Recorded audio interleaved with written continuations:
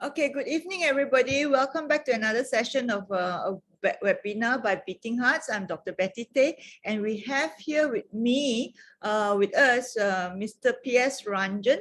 Mr. P.S. Ranjan is a founder and, of course, the lawyer behind the firm P.S. Ranjan.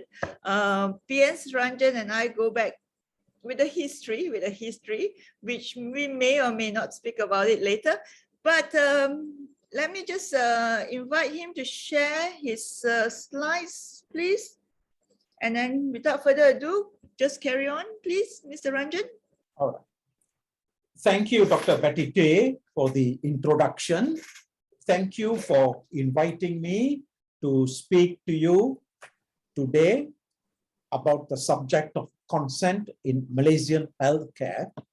And I've added the words, a jumbled picture. If you agree with me as regards various points at the end of this presentation, I would like you to answer a certain question, not necessarily aloud. And the question is, do you feel discontented after having heard me? We shall see. Now, first, I would like to use this word, gatekeeper. Doctors see themselves as gatekeepers. When patients come to see them, they do not expect patients to decide what is wrong with them, the patients. They do not expect patients to decide for themselves what treatment that they need. The doctor is the gatekeeper. It is for the doctor to come to a conclusion as regards matters of diagnosis, and then for the doctor to offer treatment. So the initiative comes from the doctor to offer treatment. Sometimes there may be more than one treatment option. I remember a case some years ago in which a young unmarried woman who wanted to have a tubal ligation because she did not want to have babies. And that raised some difficult questions. It was not meant to be for medical reasons. She was in good health. A tubal ligation was intended by her for preventing her from having babies for social reasons. Now, again, therefore, you would wonder, is the doctor under a duty just to respect the request made by the patient? And certainly, a doctor is under no duty to provide treatment upon demand. Let me give another more definite example. There are people who think that termination of a pregnancy may be undertaken by a doctor merely on demand by the patient, where there are no medical reasons.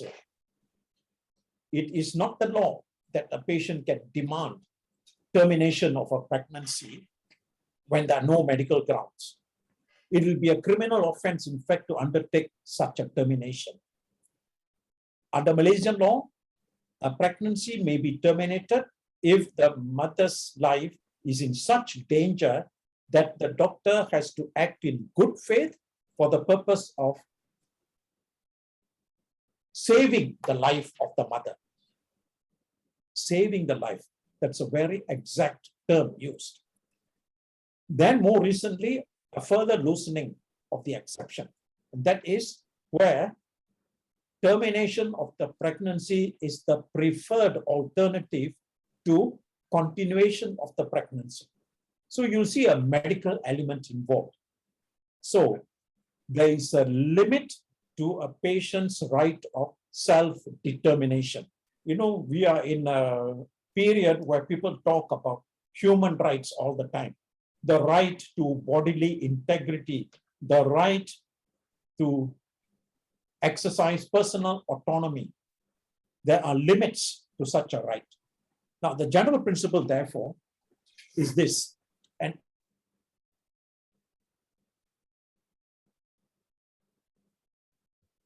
Sorry, you're lagging.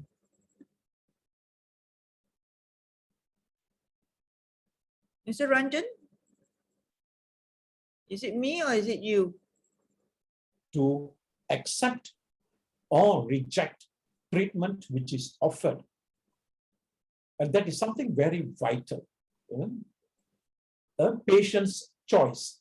Actually, in many a case, a patient has no real choice. And in fact, in one of the leading cases on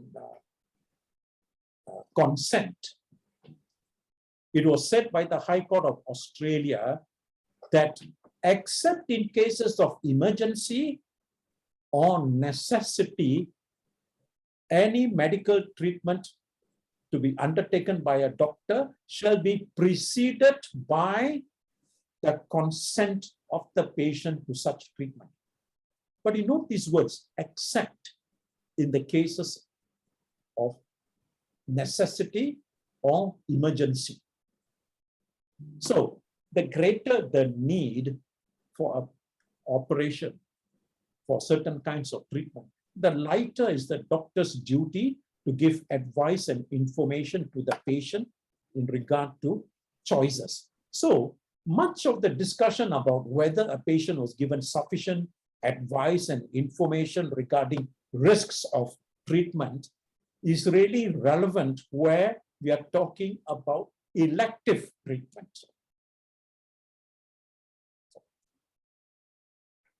I will state a legal principle. In this American case, Mr. Justice Cardozo, who said every human being of adult years and sound mind has a right to determine what shall be done with his own body. And a surgeon who performs an operation without the patient's consent commits an assault. So it can be a wrong in civil law, it can be a wrong in the criminal law. But note the qualification, adult years, sound mind. But who is an adult? Who is of sound mind? There can be difficult questions arising. I'm afraid it's not very simple. I know the thinking in this country is a person is of adult years once that person has reached the age of 18 years. And therefore, that person is not an adult until the person reaches that age. Let me give you a hint of what is coming. A girl of 16 years can give lawfully consent to sexual intercourse. She does not need the consent of her guardian.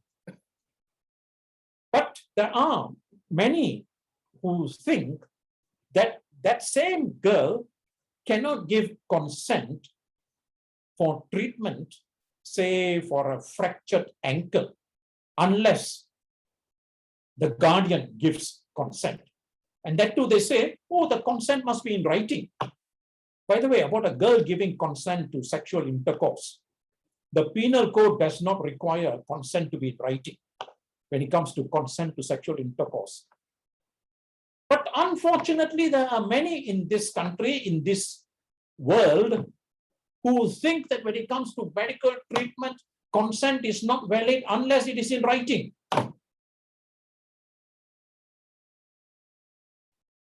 Writing. We have oral presentations, we have oral examinations, we have oral sex, but we cannot have oral consent. I'm very, very disturbed. Let's move on. Therefore, where a patient is of unsound mind, including when being comatose or is not an adult, someone else may give consent. But really, in cases of necessity or emergency, consent of another person would not be necessary. Unfortunately, I say this, unfortunately in this country, there's been many a case where there is necessity or an emergency, but the doctors feel uncomfortable about proceeding without consent. They want something, a piece of paper on which a signature appears. It may be the grandmother, it may be the nephew. They think so long as somebody has signed something, they feel safe. That may be the beginning of trouble for the doctor. Very often, time is wasted seeking a consent which is not necessary. time is wasted seeking a consent from someone who cannot give consent. That is a relationship. I'm afraid we have a jumbled picture in this country when it comes to consent. Next one. So, I make this point. Proxy or substitute consent by a member of the family, including an elderly person, is of no legal value. But I come across this many times. Elderly people, even though they are of sound mind, are being treated like animals taken to the vet. That's what is happening. People think, oh, this elderly gentleman has to, say, undergo the implantation of a pacemaker for the heart. So the wife or wives must be consulted. They must give their consent. The son must give his consent. The son-in-law must give his consent. Whatever for. It is the patient there, sitting there, who has to make a decision. But we see this so frequently. Proxy or substitute consent frequently appears in our medical legal cases. And I say that doctors, hospital authorities are asking for trouble, unnecessary consent. There can be situations, a proxy or substitute consent may be necessary. We shall see. Next.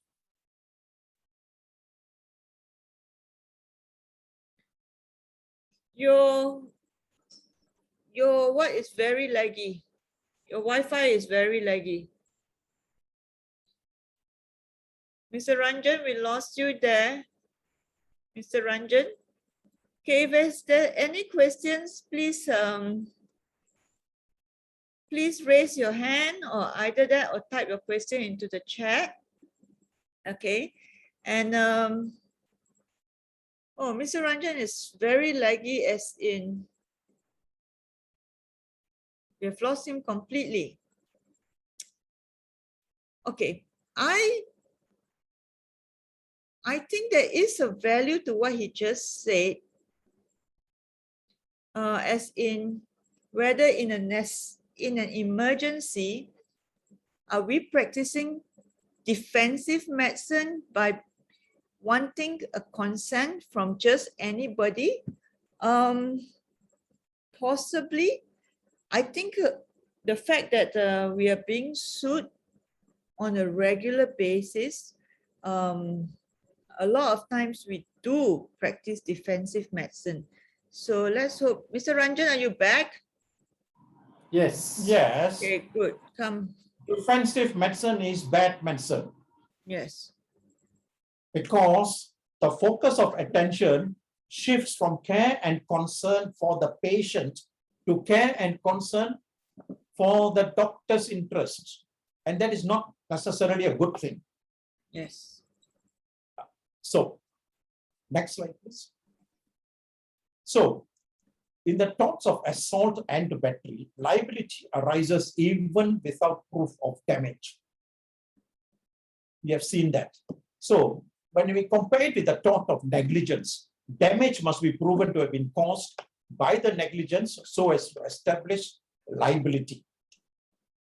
Next one, please. However, even those of unsound mind may, in certain circumstances, lawfully refuse to give consent to proposed medical treatment if they continue to have sufficient mental capacity. And this is an important point, that even people of unsound mind have their rights.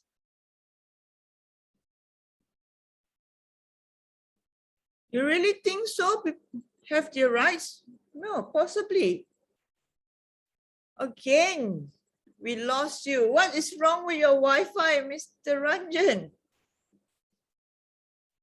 Oh, people of unsound mind may, in certain circumstances, lawfully refuse to give consent.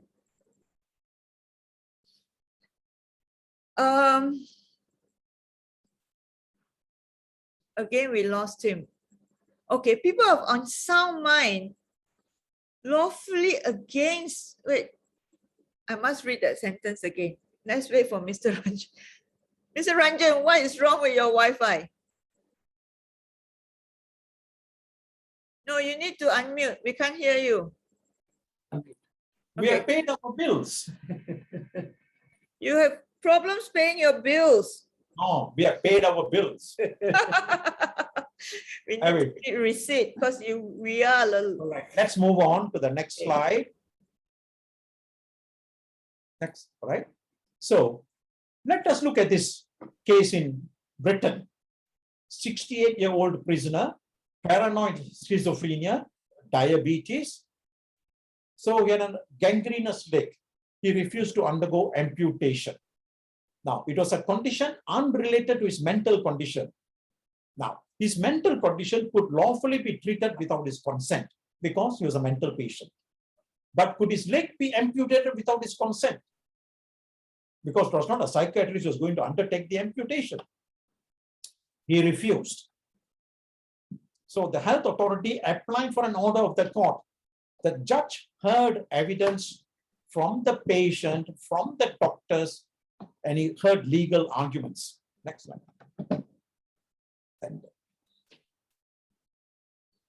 the court decided that he had sufficient mental capacity to withhold consent to the operation. He said he wanted to die a complete person.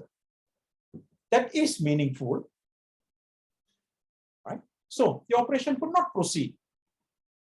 It is oversimplistic. This is a psychiatric patient. Therefore, we. Mr. Ranjan, your Wi-Fi, can you do something about your internet? Your talk is extremely interesting, but we keep having to stop. Oh, Oh my God. Okay, go on. Your internet is not of sound mind. failure of technology. Okay, go on. Right. So let's look at advanced medical directives, living wills. Basically, a living will as opposed to an ordinary will is like this. The person says something is to be done to that person or for that benefit of that person while that person is alive. Whereas in an ordinary will, what the person says is something is to be done after that person's death. So that's a vital distinction. Now, so patient ceases to have mental capacity, say, for instance, say dementia, say. But then even patients with dementia may be able to make decisions. Patient may be in a comatose condition. Now, while of sound mind, that means the patient gives directions in advance regarding what treatment or procedures may be undertaken or refused upon the patient losing mental capacity. And the patient may delegate decision making to another person, for instance, a member of the family. Okay, can I stop you here? If the patient is not of sound mind, okay, or losing his mental capacity, can he actually delegate? Is this delegation valid? Yes. Now, if the patient does not have sufficient mental capacity, then the patient cannot make a living will. But if the patient has got sufficient mental capacity, then the patient can make a living will. That is the vital point. And in fact, when it comes to ordinary wills, very often the dispute in court would be whether the patient had mental capacity when making the will. We have seen that often enough.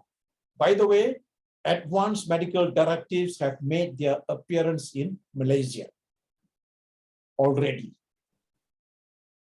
We don't need a judgment of the court or an act of parliament, though in Singapore they introduced an act of parliament, because an advanced medical directive is made while the person is of sound mind, stating his or her intentions to the doctor.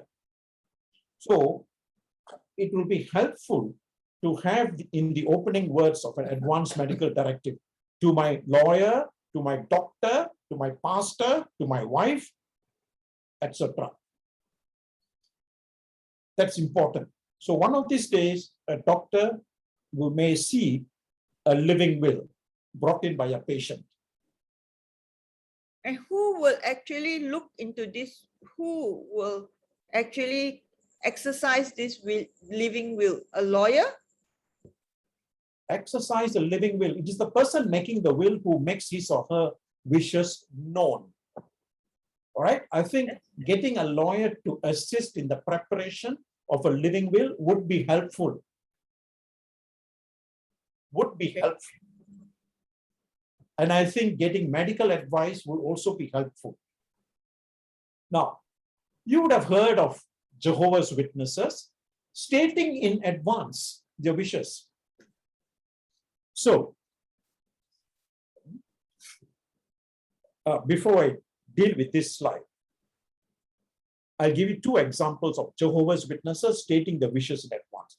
There was a famous case in Canada where a young woman carried on her person a card which stated that she was a Jehovah's Witness who will not accept a blood transfusion. She was an adult, she was of sound mind. Her wishes were noted on that card.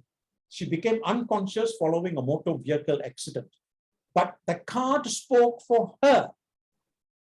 The doctors saw that card, but ignored her wishes and gave her a life-saving blood transfusion. Upon recovering from the accident, she sued them and succeeded. Because the doctors did not respect her wishes. It was, in fact, a basic form of advanced medical direction. A more dramatic case in the UK, where a woman was injured by an intruder in her home. She was taken to a hospital, bleeding heavily. She was advised that she needed a life-saving blood transfusion. She refused. She bled to death. That intruder was charged for killing her. His defense was her refusal to accept a blood transfusion was unreasonable. The judges refused to accept that argument. That her refusal was reasonable, but he could not escape because of her refusal. You're still guilty of an offense. So let us look at this question. If there's a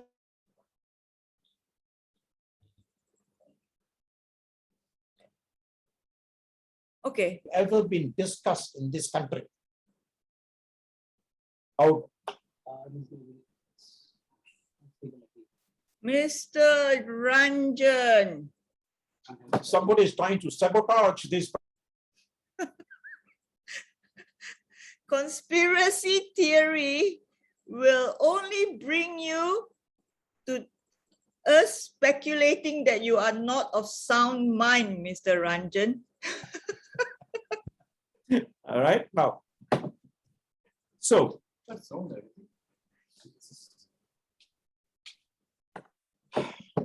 if it happens again, I will believe you. It's just next one, please. Okay, all right. Next, let's look at the next. So, in certain situations, consent may be given lawfully by a mentally disordered person. Please keep that in mind. Parliament has said that a mentally disordered person can give consent to. We have a Do doctors saboteur. and lawyers know? Do doctors and lawyers know that point? Enough of them.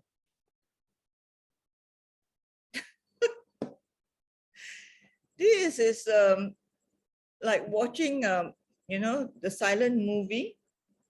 Okay. Now, by default, by two psychiatrists, one of whom must be the attending psychiatrist. Can you hear me? Yes, we can. All right. Next one, please. Okay, can we wait? Can we just go back there and let me have a look at what, because we missed some of the words that you said. Consent, mentally disordered person. Mm-hmm. Okay, we're still missing it. It's happening again. By a guardian of a minor or a relative, an adult. Cannot give consent. It can be so in a number of cases. By default, two psychiatrists, of whom one must be the attending psychiatrist. Next, all right. In emergencies, I'm talking about mentally incapacitated people. Emergencies, consent for surgery or electroconvulsive therapy may be given by the guardian or a relative or by default by two doctors.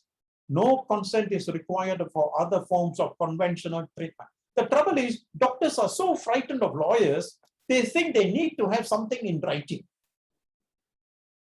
Something in writing. Somebody has signed, oh, then they feel safe. Many years ago, I had a case of a lady who gave consent for the implantation of a cardiac pacemaker. Then she withdrew the consent.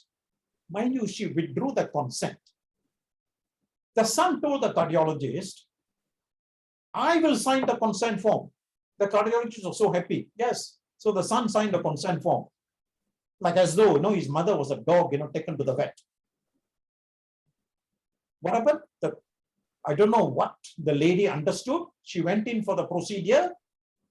The pacemaker was implanted successfully.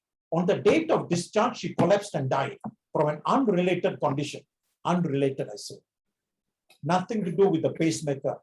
But when the case came to me, I said to myself, the cardiologist was in trouble. Taking consent, proxy consent, substitute consent, when the lady had already said no. So my point is, there is no magic in a consent form. In fact, very often consent forms are the beginning of trouble. So let us look at this more dramatic example. The UK, unlawful cesarean section, adult patient of sound mind.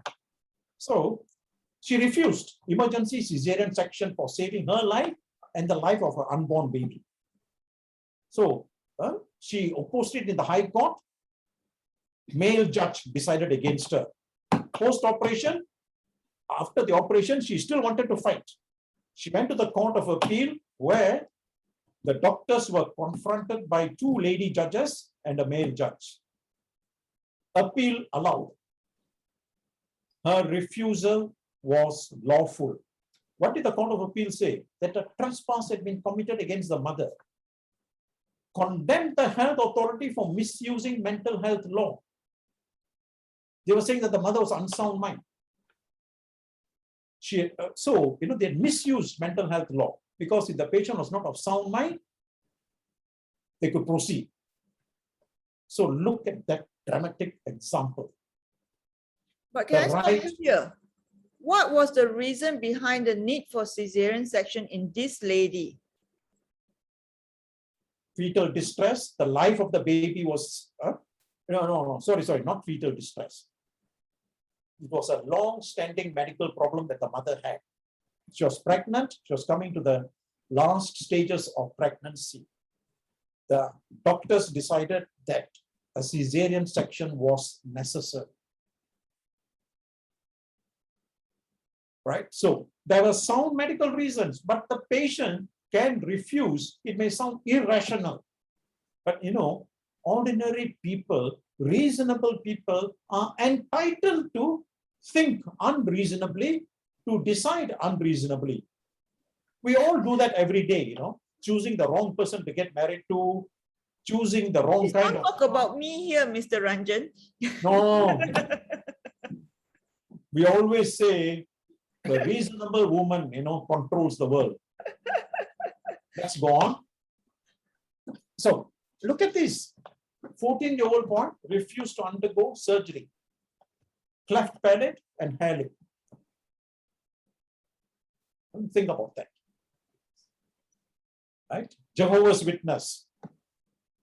Parents and doctors were in conflict. The child needed a blood transfusion. In law, the wishes of the parent are secondary. The primary concern should be the welfare of the child. Now, the American Supreme Court once made this point, Parents are entitled to make martyrs of themselves, but it does not necessarily follow that they may make martyrs of their children. And that's a very vital point to keep in mind.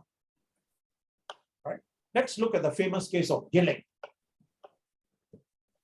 very wordy.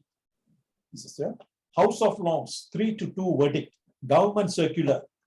Doctors may provide contraceptive advice and treatment to girls under 16 years of age without the consent of the girl's parents and guardians. It was held to be lawful, but there was a proviso. The girl's consent must have sufficient understanding and intelligence so as to give consent. And that is a method to be decided by the doctors. But first of all, this was not meant as a license to give consent, to give contraceptive advice and treatment to underage girls. Not a license. But what if the girl has got sufficient understanding and intelligence? Is she going to get into unprotected sexual intercourse? Is she going to become a young teenage mother? Will she have unstable relationships with people as a result? All these things have to be considered. Maybe contraceptive advice and treatment is the answer, but not in every case, please. Now, where the child has not attained sufficient understanding and intelligence, the rights of parents and guardians to decide remain. Save in exceptional circumstances. Again, emergency. Parents and guardians cannot be found in time. The child has been abandoned. Again, though, I see this doctor saying, can somebody sign? Next one, please. So, Gillick is a vital case in the UK. So, all sorts of developments after that. Complex mass of statutory provisions and precedents became very complicated. The second bullet point. In some cases, consent taken from minor children and persons of unsound mind was held to be lawful. In other cases, held not to be lawful. This will tell you that these cases are fact sensitive. You have to look at the circumstances of each case. Then, in some cases, a two-key approach. Either parent or child may lawfully give consent. But there have been cases of refusal by mature minors of life-saving treatment being rejected by the courts. The courts intervene. Now, in Malaysia, what is the position? Gillick has not been accepted. The position of the mature minor is not recognized, not yet anyway, in Malaysian law. Should it be recognized? Let's look at the next one. We have got this Guardianship of Infants Act. The guardian of the person of an infant. Look at the second line. Responsible. Third line, health. What does responsibility for health mean? Does it extend to making decisions? What does responsibility for education mean? Does it mean that you, as the mother, say, of a 17-year-old boy, decide for the boy whether he can play football, whether he can study mathematics, or go for ballet lessons? Can you decide? Or is it just merely limited to this? Parents have to provide. It is for the children to decide if they are mature enough. Let's look at the next one. So the Guardianship of Infants Act says, infant is a person who has not attained majority. Seems meaningless, right? Muslim, age of majority is 18 years. Non-Muslims, 21 years. So, what if, say, it is argued that this act provides, therefore, that parents being responsible in the case of non-Muslims in regard to the health of their children have the right to decide until such children reach the age of 21 years. Incidentally, in Singapore, the age of majority is 21 years. In Malaysia, next one, please. The age of majority is 18. And it's even lower when it comes to things like A, marriage, B, religion. Because children under 18 can get married in Malaysia in certain circumstances. Next slide. So, the Guardianship of Infants Act may prevail over the Age of Majority Act. That's a big concern. There was a professor of law in this country who told me that in her view, the Gillick case in the UK about mature minors cannot apply in Malaysia because of this act. the Guardianship of Infants Act. Next slide, please. So, is the age of majority the age of consent? You have all been told, right, by lawyers, by senior doctors, that the age of consent is 18 years, right? Let us look at other provisions. The penal code, I've said the age of consent for a girl to sexual intercourse is 16 years.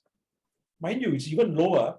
Sexual intercourse by a man with his wife, by a valid marriage, whatever her age, is not rape, even without her consent. So marital rape is not recognized as an offense in this country. But if the age of consent for a girl to sexual intercourse is 16 years, can we say the age of consent to medical treatment must be 18 years or 21 years? Next one. Penal code. The age of full criminal responsibility is 12 years. A child above the age of 10 years and under the age of 12 years can be found guilty of an offense if he or she has, quote, attained sufficient maturity of understanding. These are the kind of words used in the Gillick case in the UK. Again, there in court, of course, it is for the judge to form a conclusion as to whether the child has got sufficient maturity of understanding. The judge may hear factual evidence, the judge may hear expert evidence, the judge has to come to a conclusion. But if the age of criminal responsibility can be as low as 10 years, can we say the age of consent to medical treatment is 18 years or 21 years? And mind you, this penal code is the highest kind of law in the circumstances here. It's an act of parliament. Wise people in parliament have made this law. Wise people. Sorry, I need to laugh. So, age of consent in healthcare, public sector establishments, there is no legislation. Private sector, 18 years, because the minister made this inferior legislation. I use the more polite term here, subsidiary legislation, but inferior legislation is also an accepted term.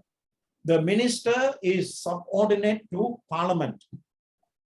And this minister decided that age of consent shall be 18 years. Did he look at the penal code? But then he was a doctor, not that minister who made these regulations, but advised by a bunch of lawyers, please.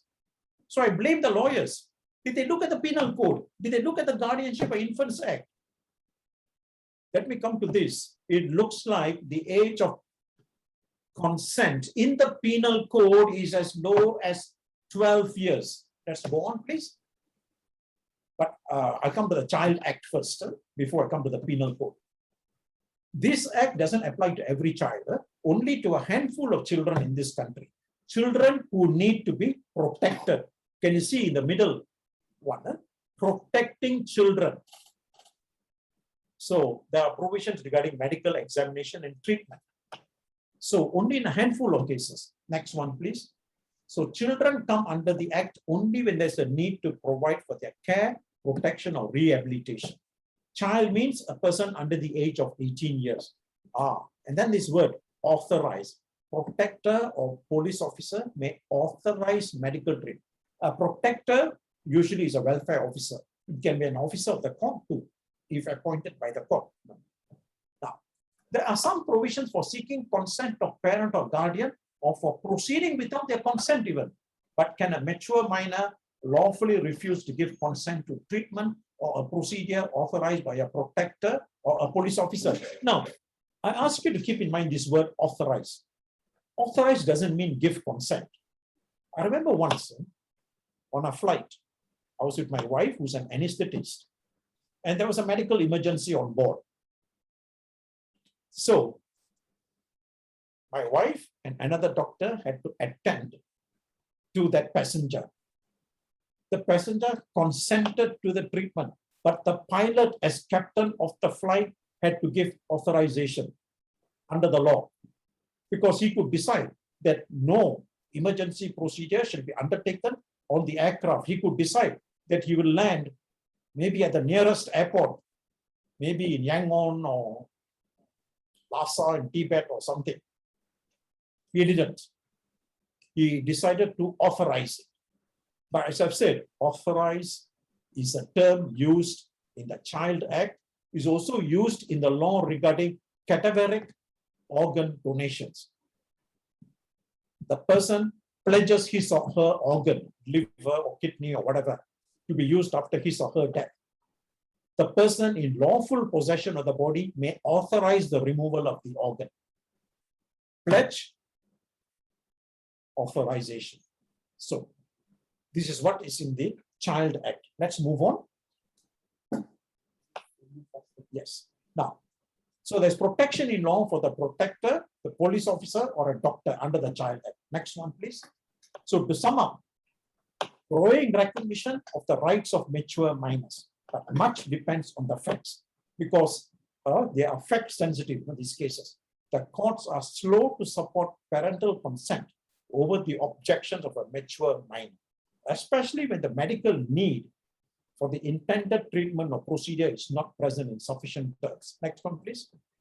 So I have this question: female genital mutilation, is that a matter of need? Circumcision because of religious edicts, say the Jews, the Muslims require it. But say for cosmetic treatment, can a minor child decide? Difficult questions can arise. Next one, please. So I mentioned about the regulations made by this doctor who was the minister concerned. Where the patient is physically or mentally disabled, I deliberately copied it direct. Originally, that's how the word was, disabled. Somebody decided to do some editorial change and put a D at the end. Actually, Malaysians have a lot of this difficulty with the ends of words. They tend to drop the ends of words. Please note the next time when a Malaysian says ask, the letter K disappears and sounds like something else. So, this thing, spouse, parent, or next of kin. Consent is a medical exercise, a mental exercise. What does physical disability have to do with it? You lose 2 or 3 toes, you are considered a disabled person according to the welfare department. So what? Somebody else is to give consent? And they say the consent must be in writing. Why? Many things can be said orally. Next one, please. So we have a set of legal rules for the private sector, but not for the public sector. Why? Look at how jumbled the picture is. Private hospitals say next to a public hospital and different rules apply. Why? Next slide. So the penal code on consent, a much neglected part of the law, introduced 160 years ago. Yes, 160 years ago in India. And we have borrowed it here. Next slide, please. The defense of necessity, and mention necessity. Section 81. Nothing is an offense.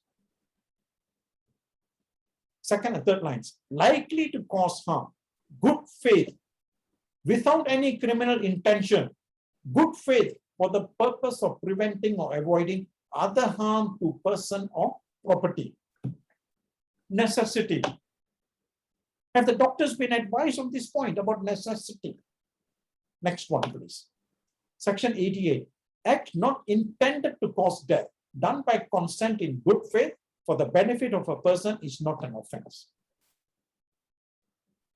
So, assisted suicide is a criminal offense in this country because a person cannot give consent to being killed. Next slide, please. Section 88. A surgeon, knowing that a particular operation is likely to cause the death of Z, who suffers under a painful complaint, but not intending to cause Z's death and intending in good faith Z's benefit, performs that operation on Z with Z's consent. A has committed no offense. Next one, please. A material part of section 89. What is the age of consent? Nothing which is done in good faith for the benefit of a person under 12 years of age, etc., by or by consent either expressed or implied of the guardian or other person, etc., shall be an offense. So the cutoff age is given as 12 years, implying it's only in the case of a child under 12 that consent by the parent or guardian becomes an important point. So is the cutoff age 12 years then? Next one, please. So, A, in good faith for his child's benefit without his child's consent, has his child cut for the stone, etc. So, A is within the exception inasmuch as his object was the cure of the child. No offense. Translation, no offense. Consent is given by the parent. I presume that under section 89, it is in regard to a child under 12, which suggests that in law, in regard to a child who is 12 years and above, that the wishes of the child should be taken into account. Next one, please. So, a consent is not a subject. Consent as is intended, etc. See, unless the contrary appears from the context, if the consent is given by a person who is under 12 years of age. So it looks like there's a cutoff age. Under 12, consent given by such a person will be of no effect under the penal code. Next one, please. So where the child is 12 years of age and above and under 18 years of age, what is the position? We have got these regulations made by the Minister for the Private Sector. Age of consent is 18 years. Was the minister advised on matters like the Penal Code and the Guardianship of Infants Act? Next one, please. So, an act is lawful if done in good faith for the benefit of a person without consent. If it is impossible for that person to give consent, maybe of some unsound mind, is unconscious, say. If that person is incapable of giving consent and has no guardian or other person from whom it is possible to obtain consent in time. So I've made a footnote there. This is for an emergency. Next one. Look at the illustrations. Illustration A. Z is thrown from his horse. Insensible. Surgeon finds Z requires to be trepanned. Next line. Good faith. Performs the treatment before Z recovers. A has committed no offense. See how helpful the penal code is to the doctors. And they all worry, now what is a lawyer telling me? Oh, there must be something in writing. C. Surgeon sees a child suffer an accident, likely to prove fatal. Operation must be performed immediately. No time to apply to the child's guardian. A performs the operation. A has committed no offense. Why wait for a consent which is unnecessary? But it goes on every day, I tell you, in the hospitals in this country. Doctors feel comfortable, feel safe when they have someone signing the consent form. Never mind whether the consent is valid or not. They feel comfortable. If it is in writing, if there's a signature, they feel comfortable. It may be the start of trouble for the doctor. Next one. Miscarriage. Illegally, without the consent of the woman, even heavier punishment than the usual maximum. But I put it the other way around. A woman cannot come and ask for a termination of a pregnancy against the law. Next one, please. Other situations where examination, procedures, or treatment may be provided without consent. Mental patients for their mental conditions, please. Remember the English case of Reece C, 68-year-old prisoner. Amputation of his leg was not within the scope of mental treatment. For drug addicts, because of an order of the court, they may be treated safe. Next one, please. So, glaring example of ignoring the law on consent. Living donor organ transplants are being performed unlawfully in Malaysia. I've been saying it for years, nobody listened to me. Next one. I'll start with this.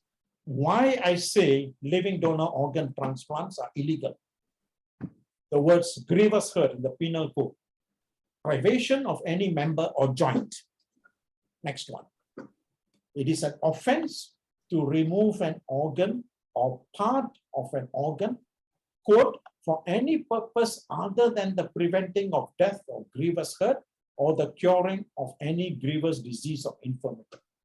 Translation, if you are going to remove a diseased kidney, you can go ahead, it won't be an offense. But if it's a healthy kidney, you remove it so that you can transplant it into someone who needs a kidney from a living donor, you have committed a criminal offense. Next slide. So a person cannot consent to suffering death or grievous hurt. Therefore, a living will cannot lawfully include a request for euthanasia or assisted suicide. By the way, I have some criticism of mixing up terms like euthanasia and assisted suicide. In assisted suicide, the patient wants to die and makes a request for somebody to assist the patient. In euthanasia, the patient has not made such a request. It is the doctors who take matters into their own hands and decide that they should put an end to the life of the patient. Under Malaysian law, both are criminal offenses. Next one, please. So, therefore, a living donor cannot lawfully suffer the grievous hurt of donating, for example, a kidney or part of a liver, even to a relation. Next one. Exception regarding grievous hurt. You can remove, say, a diseased organ, as I've said, for his or her own benefit. For example, to remove a disease. Now, when you say own benefit, so someone who sells his or her kidney may get some money out of it, say. That is not regarded as benefit under the penal code. It's a criminal offense to sell your kidney. Next one, please. So the penal lies in the way of living donor organ transplant.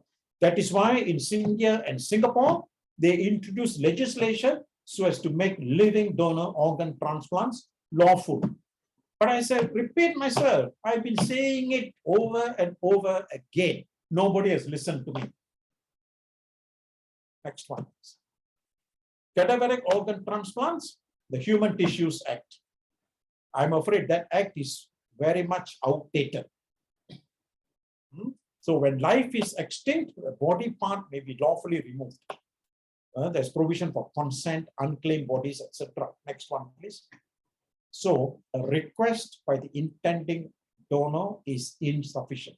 That person in lawful possession has to authorize compliance with the request. Next one, please. Coming to consent in medical negligence law. The Boland test do apply to all aspects of medical practice. Now, it applies only to diagnosis and treatment. When it comes to advice and information, the advice and information must be given according to what a reasonable person in the position of the patient or the particular patient would want to know. So it's become a patient standard in regard to consent. Now, actually about too much has been said about consent in this country, I feel, in medical negligence. Coming to post-mortem examinations, there's a common misunderstanding. Consent from the next of kin of the deceased is required. They all think that. Next slide. Actually, it is for the police, the public prosecutor or his officers, or a magistrate to order a post-mortem examination. The criminal procedure code does not give to the next of kin the right to veto or to order a post-mortem examination. Next one, please. I'm coming to summing up now. Proxy or substitute consent. Unlawful. Exceptions are where there's an advanced medical directive or a living will which is to apply when the patient has lost mental capacity. There are just too many examples of proxy or substitute consent in this country. What is the age of consent for minors? 12 years, 18 years, 21 years. Please think about it. What is the position of guilty competent minors or mature minors in Malaysia? Non-existent. In the penal code, oral consent is still valid consent. Must consent be in writing? No. Next one, please. At common law, consent may be implied or given expressly. It can be expressly in oral form or written form. Consent forms and their contents can be a dangerous weapon. Because you know why? Sometimes consent forms are not well drafted, contain errors and omissions, contain discrepancies.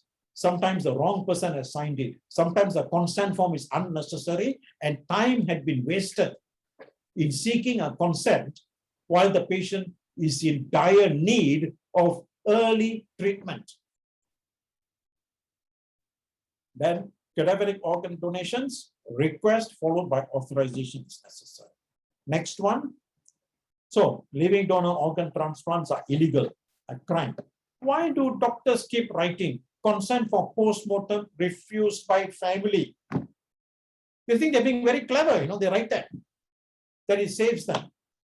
But unfortunately, there is a judgment of the Court of Appeal in which it was mentioned that the family had acted wrongly in refusing to give consent to a post-mortem, when in the first place, it was not for the family to stand in the way.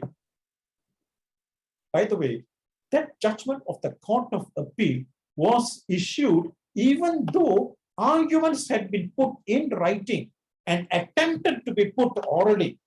I emphasize the words, attempted to be put orally, and yet the Court of Appeal said that family members have some kind of power to order a post-mortem or to veto one.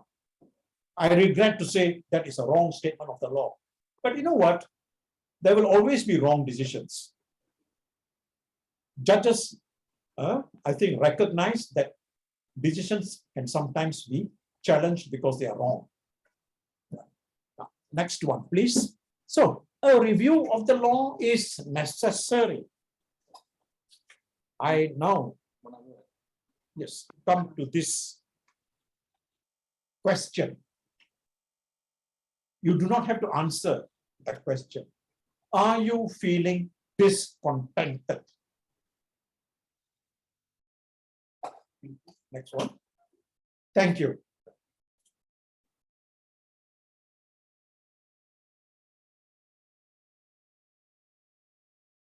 Betty is muted. Oh, Betty, you're muted. Yeah, sorry. Okay, very, very enlightening and very different from what I expected. I have to say, opened my eyes to many things. Okay, so there is, okay, I'm not sure if there will be any question, but if there is, please, okay, start to come in. Dr. Subhashini asked, she said, "Good day, Mr. Ranjan. By means of sufficient mental capacity in this context to give AMD or delegating to family members, do you think need a supporting assessment by PA physician or psychiatrist, patient's physician or psychiatrist?" Certainly, medical evidence is helpful. But sometimes judges have complained that the medical evidence has not been helpful. No, that's how I'll put it. You sound like a lawyer. Giving you an answer which is unhelpful. Yes, that's right. But I'll tell you this, well, judges, of course, would welcome evidence on matters which are outside the realm of ordinary human knowledge. whether a person has got mental capacity or not would require factual evidence and also expert evidence in many a case. So a judge may want to hear the patient giving evidence in court. Let the judge form his conclusions. That is vital. Okay, Lau Jin Yong, is there any Good Samaritan law available in Malaysia context? May I know what is meant by Good Samaritan law? That if you're a Good Samaritan and you kill or maim a patient because you're acting in good faith, you're protected? Is that what you mean? Well, if that is what you mean, there's no such law. If you're doing a favor, do it properly.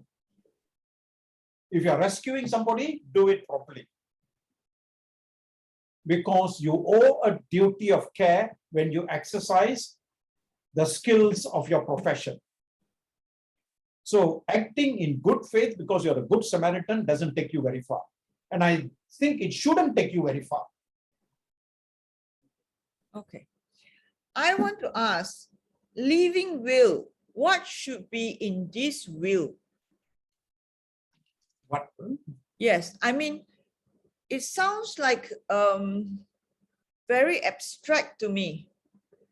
Okay, I mean, of course, it's very individualized, but like a person who dies and leaves a will, okay, we know that it is about assets and money division.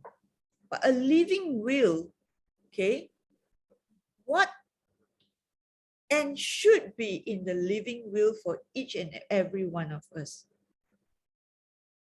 Okay, Right. let's just take Jehovah's Witness. It's just about blood transfusion. But how about the rest of us? Well, we frequently express our wishes, right? Yes. Or not. Most people don't even know what they wish for. Sometimes people have to be careful about what they wish for. Yes, like me. Okay. Right?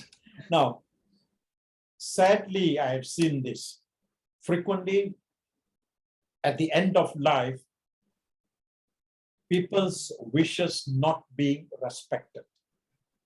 That I find sad. Right now. So about what should be in a living will, I suppose the identity of the patient should be clear. If the patient is going to delegate decision making to a specific person, that person should be identified clearly enough. I see. Okay. Then also this, the patient may say, when I am insensate, not able to make a decision, please do not undertake treatment which is futile. Futile, say. The doctrine of futility is well known. So then you may want to give examples of what kind of treatment you don't want. Okay. So I think it's very important when deciding what to put into a living will to consult doctor, to consult lawyer, and sometimes family members too. There's a question here. Sorry, don't understand your statement about living donor organ transplant. Well, I have said, if you remove a part of a liver or a kidney from a living person, it is grievous hurt. And under the penal code, you cannot consent to grievous hurt being committed upon you. If you cannot consent to grievous hurt being committed upon you, how on earth then can you give your kidney or part of your liver to another person? So how on earth are we going to change this? Well, in India and in Singapore, they did it. All right? Please keep that in mind. They did that in Singapore. They did that in India because they recognized the problems that arose from the penal code. It was introduced in 1861 at a time when living donor organ transplants were not a reality, I think. Okay. So basically what you're trying to say is we need to change the law. What did God do to Adam? Huh? God removed a rib from Adam, committed grievous hurt, you know. Okay, that's a bit offensive. I'm not a Okay. Christian, but that. All right. So grievous hurt. So if God can commit grievous hurt, of course you can argue it that way, right? Yes, so under of course. penal code, in Dr. Muhammad Abdullah, the point is that you cannot consent to Muhammad Yusuf Abdullah, right? You cannot consent to grievous hurt being committed upon you. You cannot consent to being killed. That is why in Singapore and in the Australia, in Singapore and India, they got around the penal code difficulty. So you are saying we need to change the law and the act? No. You can ignore the penal code. Come up with an act of parliament which excludes the application of the penal code. I see. Would a case of do not resuscitate be under living will? No. Living will is by the something said by the patient, whereas do not resuscitate may be an order given by the doctor. But you know what the patient can do is say in the living will, when I have come into such a condition and it is futile to keep my life going, please do not resuscitate me. I think that's what she meant. I see. All right. By the way, there have been cases in England, do not resuscitate orders made by doctors were found to be lawful in court. Okay, Dr. Subhashini said, Shocking. shocking knowledge, especially by the Who is legislature. this? May I know? Especially, May I know where you are doing your master's in medical law? May I know where you are I studying think medical law? Taylor's University. Taylor's University offers medical law. So does UITM. But as usual, UITM only allows Bumiputra. So for Subhashini and some of us, we only can go to Taylor's University. Well, you can go to other countries. Of course. The University of Edinburgh is famous. Mason and McCall Smith. Right? It has gone through many editions. Mason and they started in Edinburgh University, is one of the foremost centers in the world for medical law, far in advance of what our understanding in Malaysia is.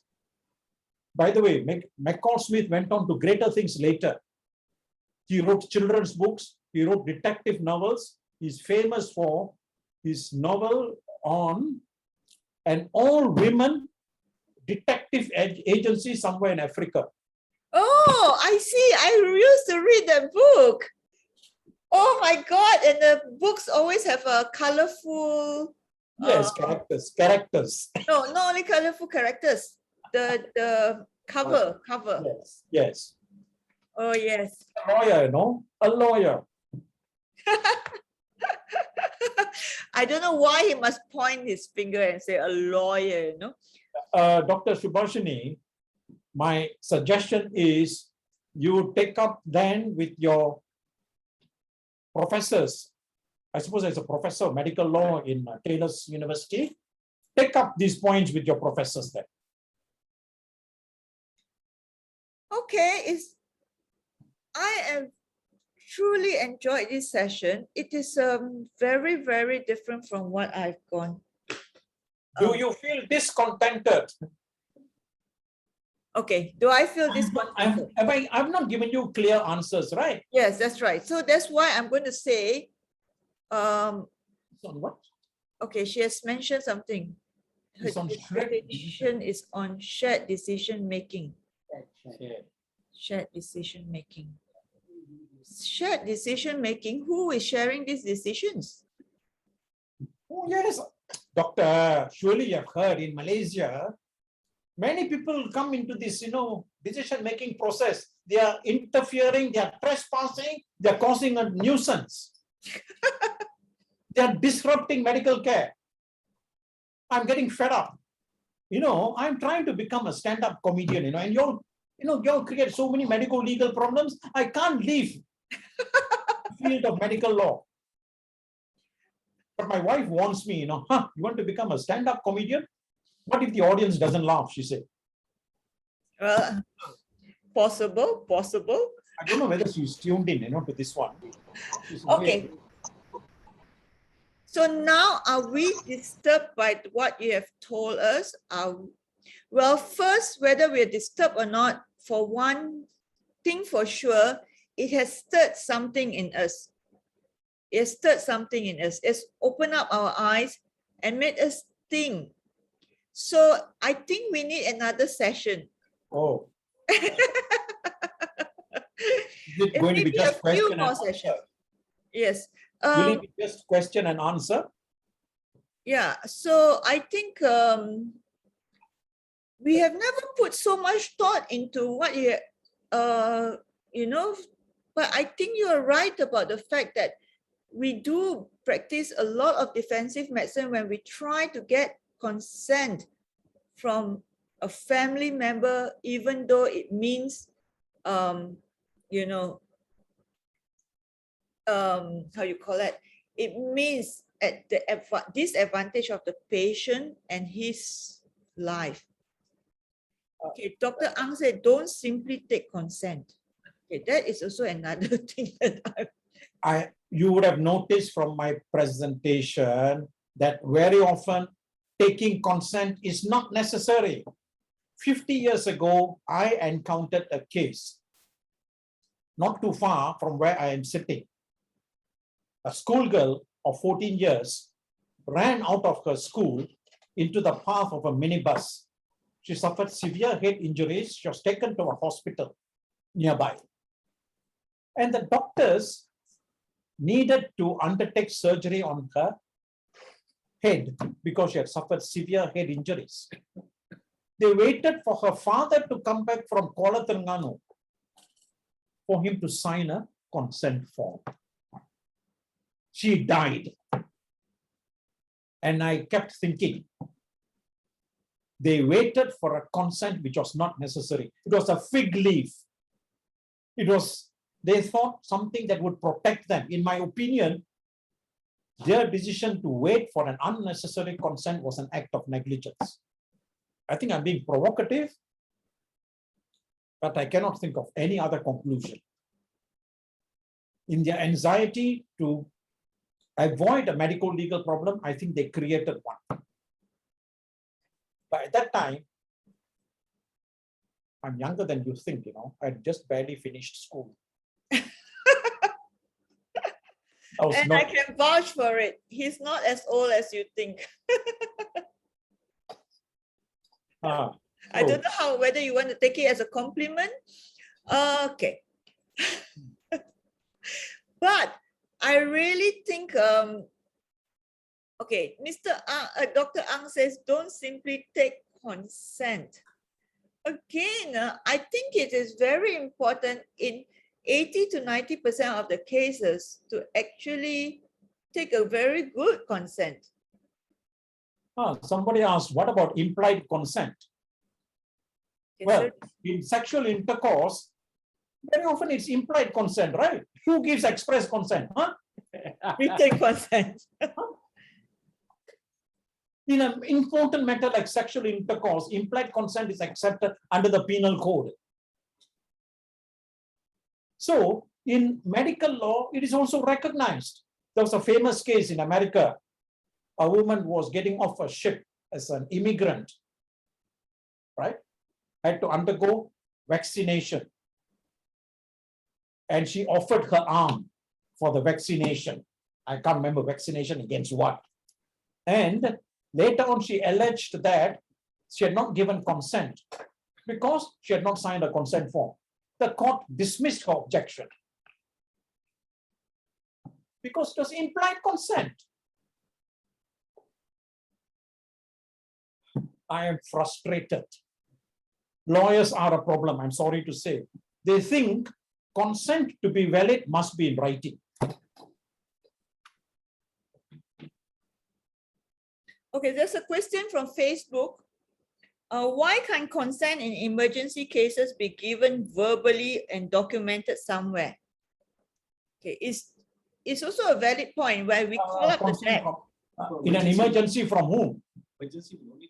So for In emergencies, in an emergency, if the patient is of sound mind, able to communicate her wishes, like in that UK case, the pregnant lady who refused to give consent to an emergency cesarean section, then you respect her wishes. But if she's unable to give consent in an emergency, and you don't know what her wishes are because she has not given an advanced medical directive, then you proceed without consent. The substitute consent and proxy consent is very often invalid. Okay, coming back to this consenting, two doctors, for example, we take the case of this pregnant lady who needed cesarean section, emergency cesarean section. You can have Dr. A taking the consent and a Dr. B taking the consent. And the patient may consent to Dr. B after explanation and not to Dr. A. Do you know what I'm trying to say? Serial consent. Serial, No. What I'm trying to say is, okay, what I'm trying to say is some doctors are not able to get the message of how important the surgery is to the patient. Okay? Yes. Some doctors are just not able to do that. Well, I'm sure you have come across enough examples of doctors not being able to communicate well enough with their patients, right? Yes? Yes. Yes, we see that frequently enough in our work. All the time, I'm sure. Yes, we see it. Okay. I want to ask one case. Somebody I know, okay. Now this patient has consented to do an angiogram and an angioplasty. Okay. So consented, sent to cath lab. Then he refused. He refused to cooperate. He refused, and then he wanted to get out of the table. Okay. And then they sent him up again to the ward. And then on a later time in the afternoon, they sent him again to the cath lab. And he again refused. Okay. Now, this refusal was not documented on writing, but the consent has been taken, following which he was sedated. Okay, he was sedated and they proceeded to do the angiogram. Did he know why they were going to sedate him, or he didn't even know that?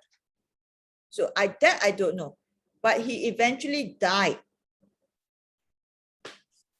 So no wonder he refused. He withdrew his consent.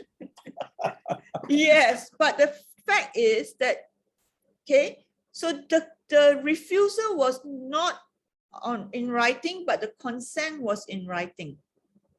Well, the point is, people are entitled to withdraw consent. Now, I come to this, just because the consent was given in writing doesn't mean that the patient has to withdraw consent also in writing. I see. Because my point is, all right, a woman gives consent to sexual intercourse in writing. On the next occasion, she refuses verbally. Is a man going to say, you gave that consent in writing, it is supposed to last for 1 year? Can we just use a marriage certificate instead of this example of sexual intercourse? Very often, sex takes place outside of marriage, by the way. Now, by the way, judges don't understand that point sometimes. There are at least 2 cases in England of judges who were voted by the editors of a certain book as being the most ignorant judges. One was where a young woman said, after a motor vehicle accident, she could not become a Playboy bunny. She said sadly in court, I don't have boobs anymore. The judge looked up and asked, what's that? She didn't know what boobs were. You see how little he knew. You're 60 years old, white Anglo-Saxon Protestant male judge. And another one, 60-year-old judge too, white Anglo-Saxon Protestant male judge. Young man said, after my motor vehicle accident, I could not have sex anymore. The judge said, you're not married. How can you have sex? You see? Okay, I think Our Mr. Malaysian judges Ranjan did not. our Malaysian judges know more, you know. I think Mr. Ranjan did not in his when he said Anglo-Saxon, he didn't mean it in a racial kind of way. Okay. I'm being racist, please. I will not make apologies. I'm fed up of people being too nice. Okay, this is a recorded session. Incorrect. Okay, taking consent. Incorrect. Yes, I will. Sorry, somebody's asking a question. That's right. Professor Dharmendra, taking consent from family via telephone for inpatient neurosurgical emergency at 2 a.m. Of course, a few things. Huh? First of all, if the patient is an adult of sound mind, I'm wondering, you know, in a neurosurgical emergency, is the patient of sound mind or unconscious? If the patient is unconscious and is an adult, go ahead even without consent. Asking family members is only, you know, maybe informing them. But a voice on the telephone, who is it? You won't know. I'm not very convinced about telephone, say, consent. Okay, is it better to have a proper explanation of the procedure, its indication and risk given to the patient and documented it far rather than signing a standardized consent form, which is very general? Possibly. Well, I think that one we will go for another session. I'm very troubled at seeing more and more detailed consent forms. It's all the bad advice of lawyers, you know. You go to the lake club, right? You'll see at the entrance a very lengthy message, you know. Basically, you know what the lengthy message says? You park at your own risk. But, you know, it's in all very legal language that you know, cannot sue the club, etc., you know, for any theft, damage, whatever. Just a few words will do. You park at your own risk. By the way, I've seen good ones in Australia where they give patient information leaflets. They explain in careful language after consulting experts in the English language and other languages. They consult lawyers, they consult doctors, and they come up with a patient information form. Very readable, very helpful. They don't put it into a consent form. The trouble with lawyers in this country is they would like to think, you know, consent forms like a contract. Somebody asked a question, is it? Yes, more and more. Okay. Is there a verbal consent contradicts to? Right. Is that verbal consent? If there is a verbal consent that contradicts to the written consent and nobody admits to, yeah. Just, I think she's talking about my case just now that I gave an example. First of all, I've already said, just because something in writing exists, it doesn't mean that you cannot verbally also withdraw that written consent. It's a matter of evidence. I think the problem with that case that I've just mentioned is that the patient died. So it's confidential in the cath lab. But if the patient didn't die, he could have sued. By the way, I'll put it this way. Judges have long recognized documentary evidence is not necessarily the truth. Oral evidence is still evidence. The judge has to come to a conclusion whether to accept the documentary evidence or the oral evidence. Also, the judge has to come to a conclusion. Did the patient withdraw the written consent orally later? And you have seen in your experience, I'm sure, you doctors, that there are cases where patients change their mind. And if the patient has changed his mind, taking the patient downstairs twice in a day, I'm appalled when the patient is refused. What are they thinking? Like lawyers say, this is a contractual bargain, you have signed for it. Therefore, we have to take you down a second time and shut up. Is there another question? What if the woman, contraception, yes. Actually, general principle, a woman has the right to decide for herself. Actually, consent from the husband is not necessary at common law. But I've been told that in certain religions, for instance, in Islam, that the consent of the husband too is necessary. Especially if it's a permanent procedure, like say tubal ligation. But then I wonder, about Islamic authorities, what do they say?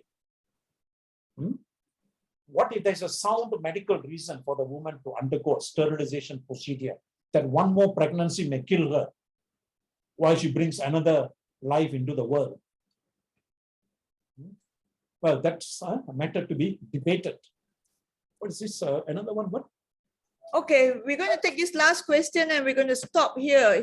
In an emergency where consent cannot be obtained, is there a need for a minimum of 2 doctors? This is in the private healthcare law. It is nonsense. It may be good practice, that's all. So in good faith, for the benefit of the patient, okay, we as gatekeepers, the doctors, will do our best. Well, ladies and gentlemen, my closing remarks will be, I am very, very frustrated that I see things have gone wrong. I would like to move out of the field of medical law, maybe go into something like celebrity divorce, advising the wives of billionaires, how to show a high spending pattern without arousing the husband's suspicions. Okay? Hey, I thought you wanted to be a stand-up comedian. Okay, guys, before we end here, okay, I just want to say that we'll probably ask Mr. Ranjan to come back for another session. On what? We don't know, maybe a stand-up comedy session.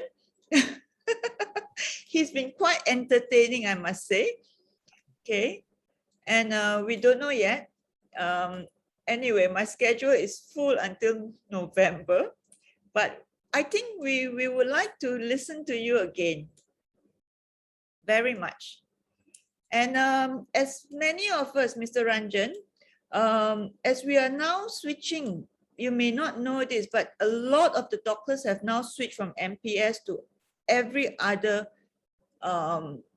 indemnity law insurer.